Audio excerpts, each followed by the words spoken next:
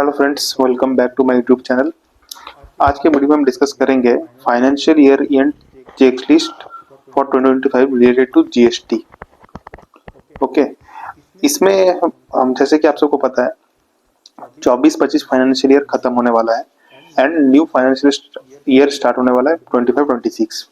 तो before that अभी मार्च का पीरियड में हमें क्या क्या मेजर्स, क्या क्या रिकन्सिलेशंस कर लेना पड़ेंगे इन फ्यूचर, हम लोग को लिटिगेशंस वगैरह ना आए या फिर कोई नोटिस ऐसा ना आए जिसको हम लोग काउंटर ना करवाएं, जिसकी वजह से हमें हेवी इंटरेस्ट पेनल्टी देना पड़े। तो पहले हम लोगों का है turnover as per books of accounts and turnover as per GST return versus मैं और एक लिखूंगा 26 AS। 26 AS is also important. 26 AS में आपका पैसा अगर कुछ भी क्रेडिट हो रहा है आपके अकाउंट में एंड साथ में टीडीएस कटता है तो 26 में रिफ्लेक्ट होता है, तो आपका जो भी क्रेडिट हुआ है वो आपका एज ए इनकम का पार्ट देखा जाता है। तो आपको ये रिकंसिलिएशन करके रखना पड़ेगा अगर कुछ डिफरेंस है तो 26 AS and books of accounts and turnover as per GST return. अगर आपका कोई सेल्स आपका छूट गया, नहीं दिखाना हुआ, तो उसको आपको रिपोर्ट कर देना चाहिए ड्यूरिंग दिस फाइनेंशियल ईयर में। And ITC balance as per books and ITC as per GST portal, ये इंपॉर्टेंट चीज है, इसको आपको रिकंसिलिएशन कर लेना पड़ेगा जीएसटीआर 2 एंड जीएसटीआर 2B। ये या फिर अभी तो 2B इसी से हम लोग करते हैं, जीएसटीआर 2 वर्सेस 2B। ये एक बहुत इंपॉर्टेंट रिकंसिलिएशन है। इसे आप, हालांकि इसका टाइम है, क्रेडिट लेने का टाइम नवंबर तक, बट सजेशन यही है कि ड्यूरिंग दिस पीरियड मार्च से पहले आप ये रिकंसिलिएशन कर लें। जो भी क्रेडिट आपका एलिजिबल है वो आप ले लें, या फिर आपका सप्लायर फाइल नहीं किया तो उसको बोलें कि फाइल करो बाय जीएसटी इनवॉइस, जिससे आप क्रेडिट ले सके। तो फिर आपको नवंबर तक देखना नहीं पड़ेगा टाइम। बहुत कुछ आईटीसी है जो जीएसटी 2B में इसका प्रॉपर एडजस्टमेंट का रिक्वायरमेंट है। आप जीएसटी 2B में सोचिए कुछ क्रेडिट आपके लिए एलिजिबल है, इनएलिजिबल है, तो ये प्रॉपर एडजस्टमेंट होना, आपको रिवर्सल में दिखाना था आपने ले लिया, तो ये पूरा कैलकुलेशन होना, चेक करना बहुत इंपॉर्टेंट है। सबसे मेन है stock. Stock as per books and stock as per physical stock. Physical stock आपका सोचिए 100 रुपया का है, बुक्स में आपका रिफ्लेक्ट कर रहा है 110 रुपया का। तो ऐसा तो नहीं हो सकता है कि बुक्स डिफरेंस हो।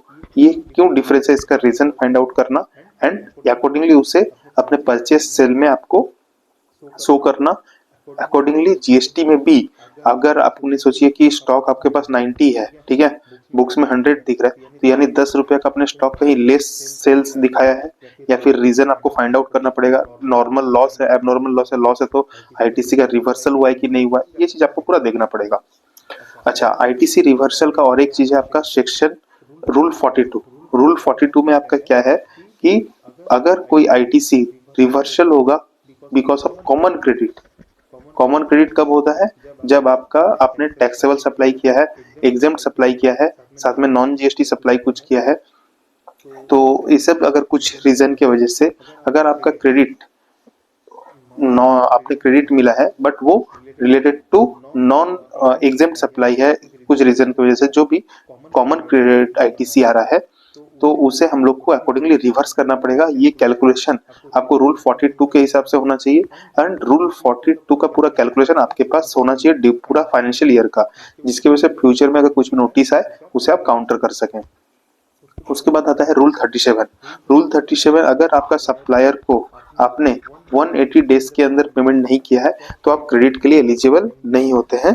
नहीं होते मीन्स क्रेडिट आपको, आप क्रेडिट नहीं ले सकते, क्रेडिट आपको रिवर्स करना पड़ेगा। अगर आप क्रेडिट ले चुके हैं तो एट द टाइम जब आप पेमेंट करेंगे तब आप इसका क्रेडिट लीजिएगा, ठीक है।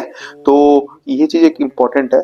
अगर आपने 180 डेज में पेमेंट नहीं किया, आपने क्रेडिट ले लिया, तो आपको फिर क्या है ना, इंटरेस्ट के साथ उसे रिवर्स करना पड़ेगा, ठीक है। तो ये एक इम्पोर्टेंट है रूल 37, रूल 42। अब आते हैं हमें zero rated supplies LUT filing. 25-26 का एलयूटी फाइलिंग बिफोर 1 अप्रैल के 2025 के पहले ये हो जाना चाहिए for continue availing the benefit. अच्छा, क्यूआरएमपी में अगर आपको जाना है, अगर आपका टर्नओवर 5 करोड़ तक है तो आप क्यूआरएमपी में जा सकते हैं। क्यूआरएमपी में ऑप्ट इन या ऑप्ट आउट करने के लिए आपका टाइम है 30 अप्रैल 2025। ये एक इम्पोर्टेंट है। अच्छा, कॉम्पोजिशन स्कीम। कॉम्पोजिशन स्कीम में आपको पता है अगर किसी का टर्नओवर 1 CR या कुछ स्टेट्स में स्पेसिफाइड 75 लाख से कमती है तो आप कॉम्पोजिशन स्कीम में अडॉप्ट कर सकते हैं। और कॉम्पोजिशन स्कीम में अगर आप जाते हैं तो आपको जो आपका जो आईटीसी वगैरह आपने इनपुट्स या डब्ल्यूआईपी फिनिश गुड्स का जो भी आईटीसी लिया था 31 मार्च तक बाई फाइलिंग आईटीसी 03 आपको रिवर्स करना पड़ेगा। इसका लास्ट डेट आईटीसी 03 फाइल करने का 31 मई 2025। ये अगर आप रेगुलर स्कीम से अगर आप कॉम्पोजिशन में जा रहे हैं तब ये करना पड़ेगा, क्योंकि तब आप आईटीसी के लिए आप एलिजिबल नहीं रहते हैं। अच्छा, जीटीए मतलब गुड्स ट्रांसपोर्ट एजेंसी में आपको डिक्लेरेशन देना पड़ेगा कि आप फॉरवर्ड चार्ज में जा रहे हैं कि आरसीएम में जा रहे हैं। ये डिक्लेरेशन देना जरूरी है, ठीक है, अगर आपका बिजनेस है जीटीए, ठीक है। अच्छा, आपको 25-26 फाइनेंशियल ईयर में invoice number series new invoice number series start करना पड़ेगा, ठीक है। अच्छा, और आपके पास और आपका क्या क्या कंप्लायंस हैविंग करेक्ट आईटीसी 24-25। अच्छा, रिकंसाइल इलेक्ट्रॉनिक क्रेडिट लेजर ये आपने डिस्कस कर लिए हैं। अच्छा, आरसीएम अगर, हाँ ये इंपॉर्टेंट चीज है, अगर सच जीएसटी या टूबी में जब भी कोई पार्टी आप फाइल करता है क्रेडिट, अगर आरसीएम में उसका यस लिखा हुआ है, ठीक है, आरसीएम के जो भी सर्विसेज हैं स्पेसिफाइड उसमें यस लिखा हुआ है जीएसटी 2 में, उसमें आरसीएम ड्यूरिंग द पीरियड में सारा पे हुआ है कि नहीं, तो वो अगर पे नहीं हुआ है तो मार्च का रिटर्न में आप उसको पे कर दीजिए। फरवरी आपका भी रिटर्न टाइम है, मार्च का रिटर्न का भी टाइम है, उसमें आप पे कर दीजिए। अच्छा, ensure suppliers have filed GST 3B to avoid mismatch, ये भी एक इंपॉर्टेंट है, डिस्कस कर चुके हैं। आउटवर्ड सप्लाईज रिपोर्टिंग सही हुआ है कि नहीं ये भी चेक कर लीजिए। 1 versus 3B with books of accounts और HSN codes with GST rates, ये भी इंपॉर्टेंट है। क्रॉस चेक, ये एक मेजर, पता है क्या नोटिस आ रहा है, मैं आपको बता रहा हूँ कि सोचिए आपने ईवे बिल जनरेट नहीं किया, ठीक है, तब तो आपका गाड़ी चला गया, लेकिन आपका गाड़ी उस टाइम पे पकड़ा नहीं गया तो आपको पेनल्टी नहीं लगा, नो पेनल्टी, ठीक है। बाद में जब क्या हो रहा है ना, जीएसटीआर 1 एंड ईवे बिल में डिफरेंस आ रहा है, तो ये नोटिस आ रहा है कि सोचिए उस टाइम पे आपका गाड़ी चला गया या ईवे बिल नहीं बिगड़ नहीं पकड़ा गया, पेनल्टी नहीं लगा, तो इसका मतलब ये थोड़ी है कि आप ईवे बिल से बच गए, आपको तो ईवे बिल करना चाहिए था, ये तो आपका गलती है, अभी आपके ऊपर क्यों नहीं पेनल्टी लगे, ऐसा क्वेश्चन डिपार्टमेंट रेस कर रहे हैं। ई इनवॉइस रिकंसिलिएशन विद जीएसटीआर 1, ये भी बहुत इंपॉर्टेंट है, इसको भी आप देखिए, क्योंकि ई इनवॉइस अगर आप नहीं बना रहे हैं तो सामने वाला पार्टी जो भी आपका वेंडर है वो आईटीसी के लिए एलिजिबल नहीं है, समझ रहे हैं ना, क्योंकि इनवॉइस को वैलिड इनवॉइस ही नहीं माना जा रहा है, तो ये एक इम्पॉर्टेंट है। तो ई इनवॉइस के साथ आपका रिकंसिलिएशन होना चाहिए। और हाँ, अगर आप देखे होंगे अभी क्या एक रूल आ भी चुका है, अगर आपका टर्नओवर 10 करोड़ से एबव है तो आपको विद इन 30 डेज के अंदर ही ई इनवॉइस बना देना पड़ेगा। ये देखिए नेक्स्ट पॉइंट ही है, ई invoice reporting for business with aggregate turnover 10 crore and above, उसको 30 दिन के अंदर ही इनवॉइस रिपोर्टिंग करना पड़ेगा। और अगर आपने कुछ इंश्योर गुड्स अगर sent on approval basis either been return within 6 months और इनवॉइस्ड, ये भी आपको चेक करना पड़ेगा, आपने goods sent on approval basis पे भेजा था उसमें क्या हुआ है, क्या स्टेटस है, विद इन 6 मंथ्स के अंदर रिटर्न आ चुका है या फिर वो इनवॉइस करेक्टली बन चुका है, तो ऐसा कुछ ना हो कि छूट रहा है, ये भी आप चेक कर लीजिएगा, ठीक है। ISD is mandatory now from 1 अप्रैल 2025 से, अगर आपका मल्टीपल स्टेट्स में प्रेजेंस है और आपका कुछ कॉमन क्रेडिट है जो ऑल स्टेट का जीएसटीएन यूज कर रहा है, तो आपको आईएसडी करके रजिस्ट्रेशन लग के सब में क्रेडिट डिस्ट्रीब्यूट करना पड़ेगा as per there turnover basis, ये एक आप ले सकते हैं बेस, ठीक है। अच्छा, और उसमें क्या है आरसीएम, अब आपको पता होगा आईएसडी में अब आरसीएम भी आ चुका है, आईएसडी में आप आरसीएम पे करेंगे, ये भी ऑप्शन इनेबल कर दिया जा रहा है, ओके। आ रहा है आपका impact on buyers on rejection credit notes in IMS. 1 अप्रैल से आईएमएस देखिएगा मैंडेटरी होने लग जाएगा, ठीक है। और सप्लायर जो है ना, वो अपना आउटवर्ड लाइबिलिटी, हम लोग क्या करते हैं, 100 रुपया का मेरा इनवॉइस है, 10 रुपया का क्रेडिट नोट है, तो हम 90 रुपीज पे लाइबिलिटी दिखाते हैं, तो ये 10 रुपया का जो है, 10 रुपया का अगर हमको लाइबिलिटी लेस करना है ना, तो उसके लिए आईएमएस में जो मेरा वेंडर है उसको क्रेडिट नोट एक्सेप्ट करना होगा, अगर वो रिजेक्ट कर देगा तब सप्लायर को 100 के ऊपर ही लाइबिलिटी लग जाएगा। ये एक बहुत इंपॉर्टेंट चीज है, ये चेंजेस आ चुका है, ठीक है, ये 1 अप्रैल से लागू हो जाएगा। और एक स्कीम आया था late fee waiver for pending R GST 9C filing, इसका डेडलाइन था 31 मार्च। ये एक इम्पोर्टेंट है, जिसमें क्या ना, अगर सोचिए आपका जीएसटी 9C आपने फाइल कर दिया था, तो नाइन फाइल कर दिया था, 9C आपने फाइल नहीं किया, इन दैट केस आपको 9C आप फाइल कर दीजिए, और अगर 9 अगर टाइमली फाइल कर दिया था आपने, तो 9C को आपको लेट फी नहीं लगेगा, ठीक है।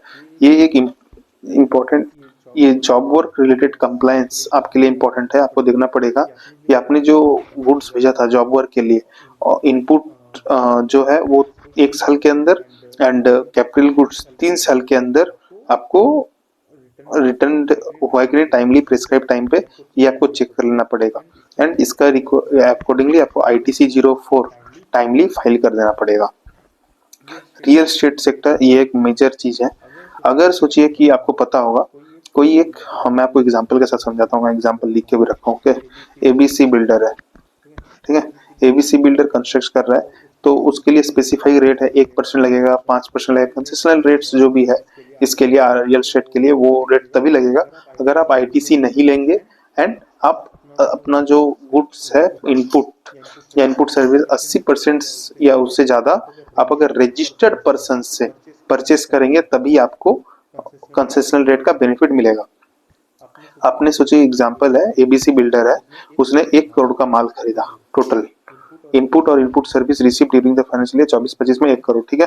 अब वो देखा जा रहा 70 लाख वो रजिस्टर्ड सप्लाई से खरीद रहा है, 30 लाख वो अनरजिस्टर्ड सप्लाई से खरीद रहा है, उसमें से क्या है 10 लाख रुपए सीमेंट है, ठीक है। अब क्या हो रहा है, जो मुझे तो 80% का चेक करना पड़ेगा, आपका जो 80% का क्राइटेरिया आपका, लेकिन यहाँ पे कितना हो रहा है 70% उसने किससे खरीदा है, रजिस्टर्ड पर्सन से। तो बाकी जो 10% है उसके लिए उनको देखना पड़ेगा कि अब इसमें बोल रहा है बाकी जो 10% इसके ऊपर GST जो शॉर्टफॉल है उसके ऊपर GST दे देना पड़ेगा एज RCM में। तो उसका जो अगर इसमें अगर सीमेंट है, ठीक है, सीमेंट में 28% देना पड़ेगा, बाकी में 18% दे देना पड़ेगा। तो अब क्या देखना पड़ेगा, आपने 70% रजिस्टर से सब खरीदा, अच्छा 70% इज बिलो 80% का थ्रेशोल्ड जो है, कितना शॉर्टफॉल हो रहा है 10%, 10% ऑफ 1 करोड़ इज 10 लाख। यहाँ तक आपको समझ आया। अच्छा 30 लाख आपने अनरजिस्टर्ड परचेस किया, 10 lakhs were cement and 20 lakhs were other purchase। तो आपका शॉर्टफॉल कितना है 10 लाख, 10 लाख आपने सीमेंट भी खरीदा था, तो अब 10 लाख पे RCM दे दीजिए 28%, 2,80,000, देन आपको और कुछ नहीं करना पड़ेगा, देन ये 20 lakh of other unregistered purchase will be considered as registered purchase because of RCM paid on those amounts, ठीक है। देखिए यहाँ पे मैं आपको दिखा रहा हूँ, सीमेंट आपने खरीदा 10 लाख का, तो मतलब क्या हो रहा है ना 70% तो मैंने खरीदा ही था, बाकी जो 20 लाख 70, बाकी जो 20 लाख जो अनरजिस्टर्ड खरीदा था वो काउंट हो जाएगा, 70 + 20 90 हो जाएगा, 80% का क्राइटेरिया फुल हो जाएगा अगर बाकी जो 10 लाख का शॉर्टफॉल है वो सीमेंट जो खरीदा है उस पर अगर RCM पे कर दिया जाए तो, समझे। अब आपका क्वेरी ये आ सकता है कि मैं और एक एग्जांपल लेते हैं, ठीक है। सोचिए कि यहाँ पे सीमेंट नहीं होता, अगर सोचिए ये 70 लाख और 30 लाख मैंने खरीदा अनरजिस्टर्ड से, मैंने कुछ 30 लाख में कुछ सीमेंट नहीं है, ठीक है, तो शॉर्टफॉल कितना था 10 लाख, 10 लाख के ऊपर आपको 18% दे देना 1,80,000, ये RCM में आपको दे देना पड़ेगा। तो इससे क्या होगा, जो 10 लाख पे 1,80,000 दे देंगे, जो 30 लाख अनरजिस्टर्ड पर्सन से खरीदे थे, now consider registered purchase for the 80% calculation, ठीक है। 80% कैलकुलेशन के लिए उसे हम मान लेंगे 70 lakh plus 30 lakh equal to 100 lakhs, और आपको must pay 1,80,000 as RCM।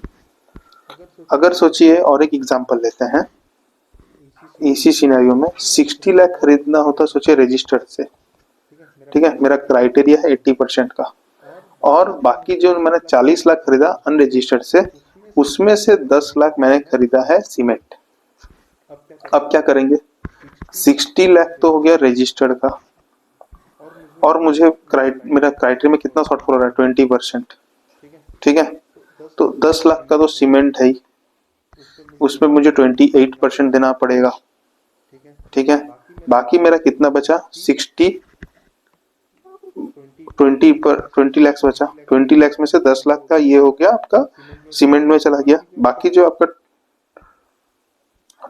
20 lakh है उस पे आपको 18% दे देना पड़ेगा, 3,60,000 रुपया। ठीक है, 2,80,000 S RCM on cement monthly और 3,60,000 RCM on other registered person. तो 60 लाख प्लस 20 लाख हो गया आपका 80 lakh. 80 lakh has been made required to RCM on deadline. 30 June का आपका डेडलाइन है, आपको उसके अंदर इसको पे कर देना पड़ेगा। अच्छा, एक कंडीशन और एक है रूल 86B। रूल 86B ये बोलता है 99% आप अपना आउटपुट लायबिलिटी पे कर सकते हैं आईटीसी से, और 1% आपको पे करना पड़ेगा कैश से। बट ये कंडीशन अप्लाई नहीं होता है। उसके लिए 4 चीज है कि value of domestic supply is below for GST and below for the current month below 50 lakh. ये अगर आपको ये रूल मानना नहीं पड़ेगा, उसके लिए 4 है। फर्स्ट है आपका अगर टर्नओवर करंट मंथ में 50 लाख से कम दिया तो, current month means current financial year दिया है। ठीक है, और आपने अगर रिटर्न लिया है income tax under income tax में पेड किया है 1 लाख से ज्यादा। थर्ड क्या है, आपको अगर रिफंड मिला है, जीएसटी रिफंड वगैरह मिला है फ्रॉम एलयूटी से 1 लाख और या इन्वर्टेड से 1 लाख से ज्यादा, 1 लाख और 1 लाख से ज्यादा।